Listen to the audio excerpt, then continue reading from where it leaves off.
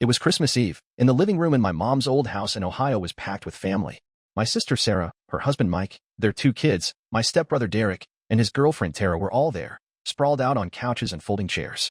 The kids were hyped up on sugar cookies, chasing each other around the coffee table, while the adults sipped cheap wine or messed with their phones. The TV was on, some football game nobody was really watching, and the air smelled like pine needles and my mom's overcooked ham. I was sitting by the window, half listening to my nephew ramble about his new video game, feeling that familiar knot in my gut. Every year, I told myself I'd skip this mess, but here I was, back in the chaos, because of a promise I'd made to myself about a gift for my dad, Frank. For months, I've been saving up for something special. Since March, I've been setting aside cash from my mechanic job, skipping beers with the guys, even picking up extra shifts at the shop. I'd found this custom acoustic guitar online, nothing crazy fancy, but solid, mahogany body, smooth fretboard, and a little engraving on the headstock that read, "Keep Strummin'," a phrase Frank used to say when I was a kid learning chords. It wasn't cheap, let me tell you. I'm no high roller, and that guitar cost me more than my rent. But I thought, maybe this'll mean something.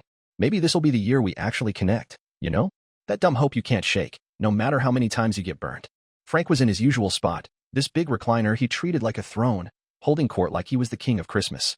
Sarah was wrangling her youngest, who was whining about a broken toy. Mike was scrolling through his phone, probably checking scores. Derek, my stepbrother, was already on his 3rd beer, smirking and tossing out little jabs, mostly at me. He's got this way of poking you, like you're supposed to laugh, but it's always a dig. Mom, Linda, was buzzing around, fussing with plates and napkins, avoiding Frank's orbit. If you've got a family like mine, you get it. Everybody's just trying to survive the night without a fight breaking out. I waited until most of the presents were opened. Didn't want to make a big deal out of it. The floor was littered with wrapping paper, and the kids were distracted with their new gadgets. I grabbed the guitar case from under the tree, plain black, no bow or nothing, and walked over to Frank. "Hey, Dad," I said, keeping it low-key, "got something for you. Hope you like it." He barely looked up, just raised an eyebrow and took the case, like I was handing him a bill. Sarah glanced over, curious. She knew I'd been stressing about getting this thing shipped on time. Derek leaned back, smirking, waiting for something to mock.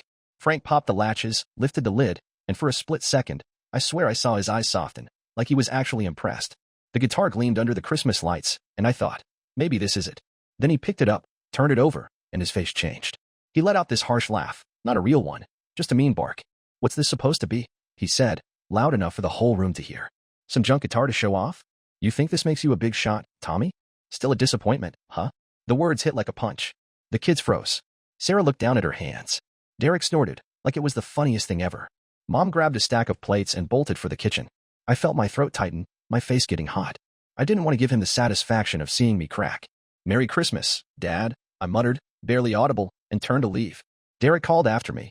"Yo, Tommy, you forgot your pride. Check the trash." I didn't stop, just grabbed my coat from the hall and walked out. The door slammed behind me, louder than I meant. Something clattered inside, probably a kid knocking over a glass, but I didn't care. My hands were shaking as I climbed into my truck, not from hurt, but from this raw, boiling anger. I sat there, staring at the dashboard, wondering why I kept trying with a man who'd never seen me as anything but a failure. I sat in my truck outside Mom's house, the engine off, the cold creeping through the windows. The street was quiet, just Christmas lights blinking on porches and the faint hum of a neighbor's TV. My phone buzzed in my pocket, probably Sarah texting something like, "Sorry," or "You okay?" But I didn't check. I was too pissed, too tired of the same old dance with Frank. My hands were still shaking, gripping the steering wheel like it was the only thing keeping me grounded. I kept replaying his voice, that sharp, mocking tone. "Still a disappointment, huh?" And Derek's stupid laugh, like a hyena egging him on. I wanted to march back in there and tell Frank exactly what I thought of him, but what's the point? He'd just twist it, make me the bad guy, and everyone would pretend it never happened. Frank's always been like this. Growing up, he wanted a son who'd follow in his footsteps, work construction like him, drink whiskey, talk sports, be the guy everybody slaps on the back. I wasn't that kid. I liked fixing cars, reading car manuals, messing around with my old guitar. He said it made him look weak, like he'd raised a soft kid. Derek, though, my stepbrother from Mom's second marriage, fit the mold perfectly. Loud, cocky, always ready to kiss up to Frank. Never mind that Derek's the one who totaled Frank's old Chevy last year. Somehow, I got blamed for not keeping an eye on him. Typical. Sarah tries to stay neutral, but she's scared of rocking the boat. Mom just floats through, acting like if she ignores Frank's crap long enough, it'll vanish. It never does. I started the truck, the heater kicking on with a rattle. I didn't want to go home yet. My apartment's just a couch, a TV, and a pile of laundry. Too quiet. So I drove, no plan, just cruising past the same old spots. The diner where Frank used to drag me for breakfast, then complain I ate too slow. The hardware store where he'd make me carry his tools, then say I held them wrong. I turned up the radio, some classic rock station, trying to drown out the noise in my head. All that time, all that money I dumped into that guitar, thinking it'd mean something. Stupid. I should have known Frank would turn it into a weapon. My phone buzzed again. I pulled into a gas station lot, the neon sign flickering above me, and checked it. Sarah's text. I'm sorry. He's a jerk. That's it. No, come back, or let's talk. She knows how it goes. I texted back. You ever get tired of this? No reply. Figures. I leaned back, staring at the ceiling of the cab. I wasn't just mad at Frank anymore. I was mad at myself for thinking a guitar would fix anything. For thinking he'd ever look at me and see something other than a letdown. And then, sitting there, pumping gas I didn't need, I felt this shift. Like a switch flipping. I was done. Done chasing his approval. Done playing the good son who takes the hits and keeps coming back. I opened my phone's notes app and started typing. Not a rant, just facts. Stuff I knew about Frank, how he brags about running the family, how he uses his construction business to hold favors over people, how he needs to be the center of every holiday. I jotted down who's who in the family. Sarah, stuck in the middle. Derek, Frank's shadow. Mom, dodging conflict. My cousin Jake, who's always called Frank out but never sticks around long enough to change anything. I wasn't sure what I was planning, but I knew I wasn't going to let Frank keep winning just because he's the loudest. I wanted him to feel what it's like to lose control, to watch the family move on without him. Not just disappear, that's too easy. I wanted him to know he'd pushed me too far. I drove home, the guitar case still in my head like a bad dream. Threw my keys on the counter, kicked off my boots, and kept typing. Names, connections, little things Frank cares about, his reputation, his crew of buddies, his spot as the guy who holds it all together. I wasn't sleeping tonight. I was thinking about how to make sure next Christmas, Frank's the one left out in the cold, not me. A couple days after Christmas, I was still wired, barely sleeping. My apartment smelled like burnt coffee and motor oil from the shop, and I was pacing, phone in hand, notes app open. I kept adding to my list about Frank, his need to be the big shot, how he'd guilt-trip everyone into doing things his way, how he'd use his construction business to make people owe him. It wasn't just about the guitar anymore. It was about all the years he'd made me feel like I didn't measure up, and how nobody ever called him out. I wasn't going to let him keep running the show. Not this time. I wanted him to see what it felt like when the family didn't revolve around him. I started with Sarah. She's my sister, but she's always been careful, never one to stir the pot. I figured she'd dodge me, but I was too fed up to care. I texted her, you ever think about doing holidays somewhere else? Or is Frank's house just easier? I stared at the screen, expecting her to ignore me. She didn't reply for a while. Those typing dots kept popping up and disappearing. Finally, she wrote, it's not about easier. It's just what we do. But yeah, sometimes I wish we could switch it up. That was something. Not a full-on yes, but enough to work with. I screenshot it, added it to my notes. Step 1. Plant the seed. Next, I called my cousin Jake. He's the only one who's ever stood up to Frank, though he usually bails before things get messy. He picked up on the second ring, his voice all gravelly from a late night. Yo, Tommy, what's up? I didn't sugarcoat it. Told him about the guitar, how Frank tore into me in front of everyone, how Derek laughed like it was a comedy show. Jake didn't miss a beat.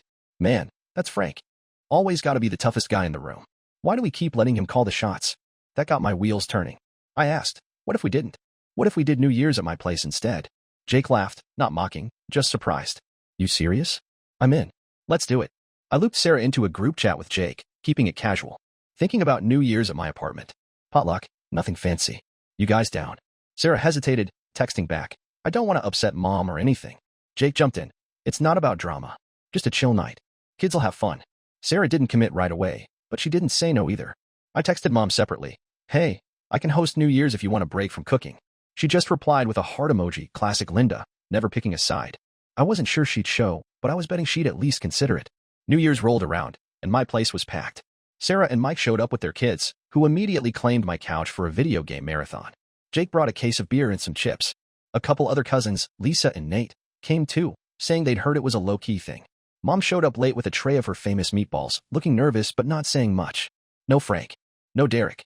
It was weird at first, like we were all waiting for Frank to barge in and take over. But he didn't. The kids laughed, the adults swapped stories, and for once, nobody was walking on eggshells. Frank texted the family group chat that night. So what's the plan for next weekend? Nobody replied. I posted a photo of the kids playing games, captioned good times. Frank sent a thumbs up, then went quiet. Derek slid into my messages later, all attitude. You think you're slick, huh? This ain't over. I didn't respond. Just screenshotted it for my notes. The next day, Frank called me, his voice tight. Heard you're trying to play boss now. You think you're better than me? I kept my cool. Just hosted a party, Dad. Why's it gotta be a fight? He huffed, said, this is my family, Tommy. Don't forget that, and hung up. I saved the voicemail. Something about his tone, less cocky, more rattled. told me he was starting to feel the ground shift. A week after New Year's, I was still riding the high of pulling off a family night without Frank stealing the show. My apartment was a mess, empty beer cans, meatball stains on the carpet, but it felt good, like I'd finally done something real. Frank's call kept replaying in my head, though. That edge in his voice, like he was rattled, stuck with me. He wasn't used to being sidelined, and I wasn't about to let him claw his way back. My notes app was filling up, his habits, his buddies, the way he used his construction business to keep everyone in line. But I needed something bigger, something he couldn't just laugh off. That's when I started thinking about the family trust fund. My grandma set up this small trust years ago, mostly from selling her old farm. Nothing huge, just enough to help with emergencies or big family stuff, like weddings or medical bills. Frank's been in charge of it forever, not because he's good with money, he's not, but because nobody ever challenged him. He dangled it over us, like, don't forget who handles the cash. I remembered Sarah mentioning once that the trust had rules, something about voting to change who's in charge. I texted her, you know anything about how the trust works? Like, can we move it? She took forever to reply, then sent, I think you need a majority to switch the trustee. Why? I said, just curious, but I was already digging. I found the trust documents in an old box Mom gave me years ago, bunch of legal papers I'd never read. Sure enough, it said 3 signatures from immediate family could reassign the trustee. I called Jake, told him the deal. Frank's been using this thing to act like he owns us, I said. What if we took it away? Jake was all in. Man, that'd hit him where it hurts. Count me in. Sarah was trickier. I sent her a screenshot of the clause and said, we could put someone neutral in charge, like Mom. No drama, just fair. She called me, nervous. Tommy, this feels big. What if Dad freaks out? I said, he's gonna freak no matter what. Don't you want to say for once? She didn't agree right away, but she didn't say no. A few days later, Sarah texted, okay, I'll sign. But don't make it a war. We got the forms notarized at the bank, nothing flashy, just me, Sarah, and Jake signing our names. I dropped the paperwork off at the lawyer's office, feeling like I'd just thrown a punch I couldn't take back. Frank found out fast. My phone lit up with his texts, all caps. You think you can steal from me? You're ruining everything. Then he called. I let it go to voicemail. He was yelling, you don't know what you're doing, Tommy. You're letting the family down. I saved it, added it to my notes. Sarah called me later, shaken. He screamed at me for 10 minutes. Why'd you drag me into this? I told her, it's not about fighting. It's about taking back what's ours. She sighed, said, he's never gonna let this go. Things got heated at a family brunch a week later. Derek was there, red-faced, already half-drunk. He cornered me by the buffet, got in my face. You're screwing everything up, Tommy. You think you're tough now. I stayed calm. You only care 'cause Frank's got you on a leash. He shoved me, hard. I pushed him back, not hard enough to start a real fight, but enough to make a point. Sarah stepped in, yelling, both of you, stop it. Derek stormed out, slamming the door so hard a picture fell off the wall. I could feel everyone staring, but I didn't care. For the first time, I wasn't backing down. After that, I started noticing a shift. Sarah stopped dodging my texts. Jake was texting me ideas for the next family hangout. Even Mom showed up at my place with a casserole, acting like nothing was wrong, but she didn't mention Frank once. Derek kept trying to stir things up, posting cryptic stuff on social media about family traitors, but nobody engaged. Frank called again, left another voicemail. You're gonna regret this, Tommy. You're not as smart as you think. I didn't reply. I was done playing his game. He could yell all he wanted. I was already planning the next move. Frank wasn't slowing down. A couple weeks after the trust fund switch, he started showing up everywhere, like he was trying to prove he still ran the family. I saw him at my nephew's basketball game, of all places, shaking hands with parents, laughing too loud, acting like he'd always been there. I stood by the bleachers, sipping a soda, watching him work the crowd. He kept glancing my way, like he wanted me to react. I didn't. Just nodded at Jake, who was there with his girlfriend, and talked about the game. Frank's fake smile didn't fool me. He was nervous. For the first time, he wasn't the automatic center of attention, and it was eating at him. Derek was still playing attack dog. He cornered me in the parking lot after the game, reeking of energy drinks and cheap cologne. You're not going to win this, Tommy, he said, stepping close. You're messing with Dad's family. I looked him dead in the eye. It's my family, too. Back off. He shoved me, I shoved back, and he swung at me, missing by a mile. I walked to my truck, ignoring his yelling. He kicked my tire as I pulled out, but I didn't stop. My phone buzzed with his texts later, long rants about loyalty, calling me a snake. I didn't reply, just saved them for my notes.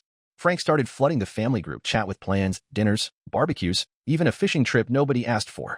He'd send multiple invites, each one a little more desperate. Sarah texted me, I'm getting 3 different dinner plans this week. What's he doing? Jake thought it was hilarious, said, he's throwing darts blindfolded. Mom stayed quiet, just liking messages here and there, never committing. Then Frank called me out of the blue, voice low and serious. You're tearing this family apart, Tommy. The trust was my responsibility. You don't get how this works. I didn't flinch. It's not your personal piggy bank, Dad. We voted. Deal with it. He hung up, and I saved the voicemail. Things got weirder when Frank started reaching out to extended family. My Aunt Karen called, confused, saying Frank told her I was going through something. I told her, nah, we're just doing holidays different now. She didn't push, but I could tell she was curious. Derek tried to organize a family meeting at his place, saying we needed to fix this. I texted back, if Dad wants to talk, he's got my number. Nobody showed up except Frank and Derek. Jake sent me a meme about empty meetings, and Sarah admitted she'd skipped it too. Frank's next move was a big Sunday brunch, old school style, inviting everyone. Sarah and Jake bailed, and Mom left early. Jake's dad, my uncle, said it was the most awkward meal he'd ever sat through. Frank barely talked, just glared at his plate. Then Frank tried buying his way back. He offered to pay for Sarah's car repairs if she'd come to dinner. She told me, I said no. I'm not his puppet. Jake got a call about Frank covering his phone bill. Jake laughed it off. I was proud of them, but I knew Frank wasn't done. He showed up at my apartment one night, unannounced, banging on the door. I opened it, kept my foot against the frame. What do you want, Dad? He crossed his arms. You gonna let me in? I said, say what you gotta say. He tried to push past, but I held firm. After all I've done, this is how you treat me. He snapped. I looked him in the eye. After all you've done, this is me standing up. He stormed off, slamming my gate. I knew he'd keep pushing, but I was ready. Frank turned up the heat after that. My phone was blowing up, calls, texts, voicemails, sometimes 10 a day. He'd call from his number, then Derek's, then some random number I didn't recognize. One day, I counted 15 missed calls before noon. He'd leave messages, long ones, ranting about how I'd betrayed him, how I'd ruined the family he built. You think you're a big man now, Tommy, he said in one. You're nothing without me. I didn't listen to them all, just saved them in case he tried to spin the story later. Derek was no better, sending me essay-length texts about how I'd destroyed Dad. I left him on read. Sarah texted me a screenshot of Frank, begging her to talk sense into me. She wrote, I'm done playing mediator. Jake sent me a video of him muting Frank's calls, laughing. He's losing it, man. Mom finally broke her silence. She showed up at my place with a pan of lasagna, looking tired. You don't have to answer him, Tommy, she said, setting the dish on my counter. He's always been like this. I nodded. I know. I'm just tired of it. She sat on my couch, scrolling through her phone, then looked up. I should have done more when you were kids. It wasn't an apology, but it was close. I shrugged, said, it's okay. I'm handling it. She smiled, faint, and left without mentioning Frank. The family group chat was a mess. Frank kept starting new threads, adding random cousins, removing me, then adding me back. He sent long messages about family values and how we'd lost our way. One had a picture of the guitar I gave him, propped against his garage wall, with the caption, guess this is all my son thinks of me. I didn't bite, just sent Sarah a shrug emoji. Jake posted a meme about family drama, and Derek lost it, texting me, you're a coward, hiding behind your phone. I ignored him. Then came the voicemail that hit different. I was at the shop, elbow deep in a busted transmission, when my phone buzzed. Frank's text said, listen to this. I played it later, over a beer. It was long, almost 3 minutes. He started calm, saying, I don't know what I did to make you hate me, Tommy. I tried to make you strong. Then he got angry, voice shaking. You took everything. My family, my trust, my respect. You happy now? You think you're better than me? He paused, and I heard him breathe, heavy, like he was holding back tears. You win, okay? I'm out. Hope it feels good. Click. I played it again, not because I felt guilty, but because it was the first time I'd heard him sound small. Not sorry, but defeated. I didn't call back. He texted a few more times, short stuff like, good luck, or you'll see. Then he went quiet. Sarah said he wasn't talking to her either, just Derek. Jake heard Frank tried to host a real family dinner, and only Derek and one uncle showed. Mom kept dropping off food, never mentioning Frank. The group chat settled down, mostly cousins planning birthdays or game nights. Nobody was pretending everything was fine anymore, and that felt like a win. But I wasn't done. I didn't want Frank gone. I wanted him to understand what he'd lost, not just control, but me. A month later, things were different, but not how I expected. I thought I'd feel free, like cutting Frank out would fix everything. Instead, it was quiet, too quiet sometimes. The family was moving on, but I kept thinking about that last voicemail, Frank's voice breaking. Not because I felt bad for him, but because it made me realize he wasn't just a bully. He was stuck, same as I'd been, chasing something he couldn't have. I didn't want to be like that, holding on to anger forever. So I decided to try one last thing, not for him, but for me. I called Sarah and Jake, told them I wanted to talk to Frank, face to face, but on my terms. Sarah was skeptical. You sure? He's still pissed. Jake said, do it, but don't let him run the show. I texted Frank, meet me at the diner on Main, tomorrow, noon. Just us. He didn't reply, but I showed up anyway, ordered a coffee, and waited. 10 minutes late, he walked in, looking older than I remembered, grayer, shoulders slumped. He sat across from me, arms crossed. What's this about, Tommy? I didn't sugarcoat it. You've been a jerk my whole life, Dad. The guitar, the trust, all of it. You don't get to make me feel like nothing anymore. I'm done with that. But I don't want you gone. I want you to show up different, or don't show up at all. He stared at me, jaw tight, like he wanted to argue. Then he looked down at his coffee. I didn't mean to. I just wanted you to be tough, he said, voice low. I screwed up. It wasn't a full apology, but it was more than I'd ever gotten. I nodded. Yeah, you did. So what now? We didn't hug it out, or anything cheesy. We just talked about the shop, his business, normal stuff.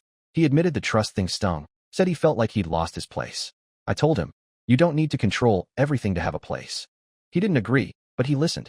When we left, he said, maybe I'll come to Jake's barbecue next week. I shrugged. Your call. Jake hosted that barbecue, and Frank showed up, no Derek in tow. He was quieter, didn't try to take over. Sarah noticed, whispered to me, is this for real? I said, we'll see. Mom was there, laughing with cousins, looking lighter than she had in years. The kids ran around, the grill smoked, and for once, it felt like family, not a battlefield. Derek texted me later, still mad, but I ignored him. He'd figure it out or he wouldn't. Frank and I aren't fixed. He's still Frank, stubborn, loud when he's uncomfortable. But he's trying, showing up to small stuff, not always needing to be the boss. I keep my guard up, but I'm not shutting him out. The guitar's still at his place. He mentioned he's been playing it, which is something. The trust is with Mom now, and nobody's fighting over it. The group chat's full of dumb memes and potluck plans, no drama. I don't know if this'll last, but it's enough for now. I didn't just want Frank to lose. I wanted to build something better. And maybe, just maybe, we're starting to.